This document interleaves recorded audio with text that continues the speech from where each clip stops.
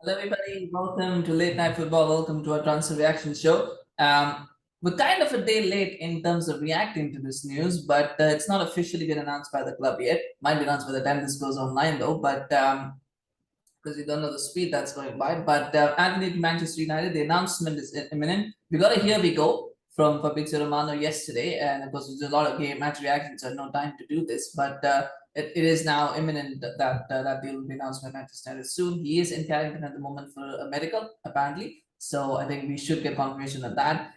It's a Ten Hag target. I think from that perspective, you have to say that it's good that United are doing this deal because the player that Ten Hag wants, it's a player that Manchester United need. Left-footed right winger is something that United have been crying out for a long, long time. So to get him, I think from that perspective, I think it's a good deal for Ten Hag. It's a good deal for the team. Definitely, Antony has done a lot to try to get this deal over the line. He's gone on strike. He sent in a transfer request. He even did an interview with Sky Sports. So, rather not with Sky Sports, I think with Fabrizio Romano, he did an interview. So, did everything that he could to try to get this deal over the line. So, he's really pushed it, and so good for him as well that he's got this deal. He'll of course get a significant pay rise. He'll get get a lot of and a lot more exposure as well, and a lot more satisfaction just playing with Erik Ten Hag again. I think playing under Erik Ten Hag again, I think that will give him a lot of boost as well. So I think it's a good deal for Erik, for Antony as well. Yes, he'll miss out on Champions League football, but then to be honest, I mean, I almost sometimes feel what is the big attraction for if in playing Champions League football unless you're playing for a City, a Liverpool, Bayern, Barcelona, maybe PSG, Real Madrid. When you're playing for those clubs, maybe in an AC Milan or Juventus, when you're playing for those clubs, yes, it's a big deal because you have a genuine chance of going deep into the competition. You have a genuine chance of winning the competition for some in some of those cases. That's the attraction. Playing Champions League football for an Ajax or for a Napoli or even the Spurs or a Dortmund. I mean, it's not it's good for a certain caliber of player. It is good, right? If you're Jude Bellingham, for example, you're playing Champions League football with Dortmund, it's much better than playing just Premier League football with Nottingham Forest, for example. And yes, that is an attraction. But for for a player like Antony, I don't think it matters so much whether he's playing, Champions League football for Ajax or he's playing in the Europa League for United because the Premier League is still a higher level than the Eredivisie. No disrespect to the Eredivisie clubs, but that's the reality. The Premier League is a high level, so he might not play. Maybe he'll not play 8 games in the Champions League, but he's going to play 30, 32 now, 32, 33 games in the Premier League. He's going to get that exposure. So it is still, it's a valuable trade-off. So for me, I sometimes feel that people make a big deal out of the Champions League stuff. I don't think that's that big deal. And Europa League football is not that bad, especially once you get to the round of 16 stage, the quarterfinal stage. It is pretty high level as well, pretty intense, pretty high level. It's a wonderful competition to play and to watch. So I mean, I love the Europa League right from the group stages onwards, but I know people have reservations, so I'm not going to try and get at that. But nobody can argue that once you get to knockout stages, it is a lot of fun to be more in the Europa League as well. Anyway, so from that perspective, I think it's a good deal for him. The issue for me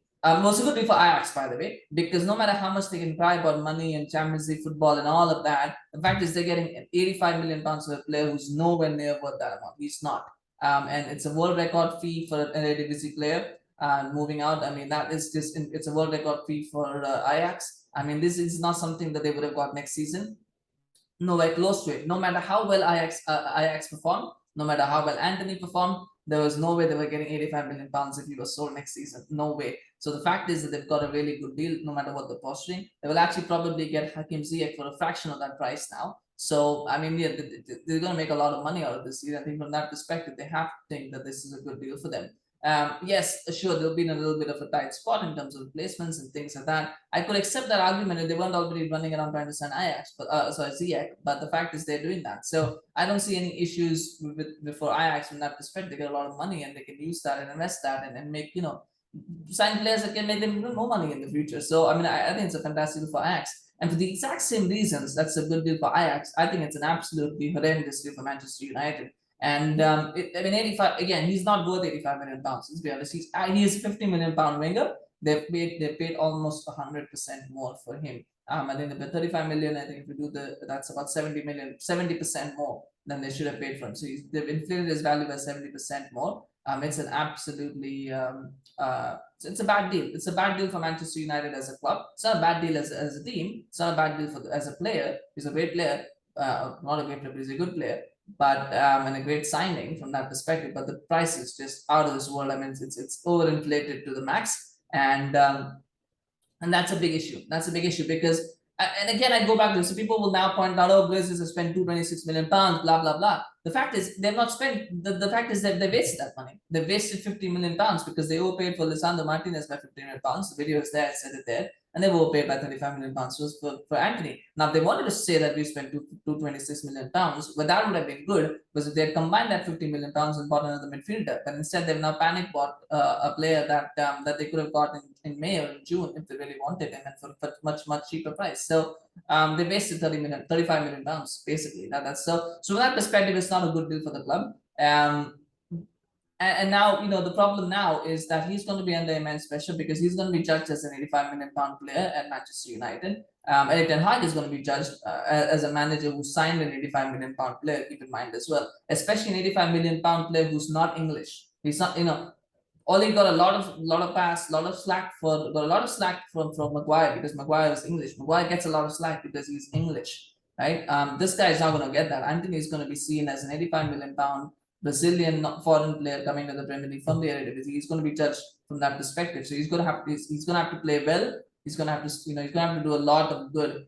He's going to have to hit the ground running basically, and that's going to be a lot of pressure to put on someone so young. So there are issues, there are red flags all over this deal, and that's my problem with the pricing. But I think he could be a fantastic signing if things go well. I mean, signings can always go wrong, but I think he's the kind of profile of player that Ten Hag wants. He's the player that Ten Hag wants. So from that perspective, it is a good deal. But it's going to be a lot of pressure on him. So let's see how he does. Let's see how he does. That's all I can say at the moment because it's one to wait and watch and see how well he performs. And hopefully he does well. I hope he does well. So anyway, let me know your thoughts on the deal. What do you think about Antony as a player? What do you think about the transfer fee? I mean, I still can't wrap my head around that, to be honest. I mean, imagine getting £50 million and being able to buy another midfielder or a right back that Ten Hag wanted, but we're not going to get any of that because they've wasted so much time, and wasted so much money. But anyway, let me know what you think. For sure, always love to hear your thoughts, of course, on the deal. Still Glazers out, though, by the way. Still Glazers out. Gotta say that. Still Glazers out. Nothing's going to change my mind on that. It's time for them to go. And this deal doesn't. This deal actually makes me even more certain that they should go because it's a crap deal. Money financially, it's a crap deal. So it just makes me more go that way. But let me know your comments, of course. Smash a like for Antony. Smash a like for the player, of course. And if you like him and if you're excited to see him in Man United, do smash a like. And remember to subscribe to our channel on YouTube, follow us on Facebook because there's more deals happening, and we'll try to do reactions to those as well as they happen. So do subscribe so you get notified as those videos drop. Thank you so much for watching. We'll see you again soon. Bye-bye.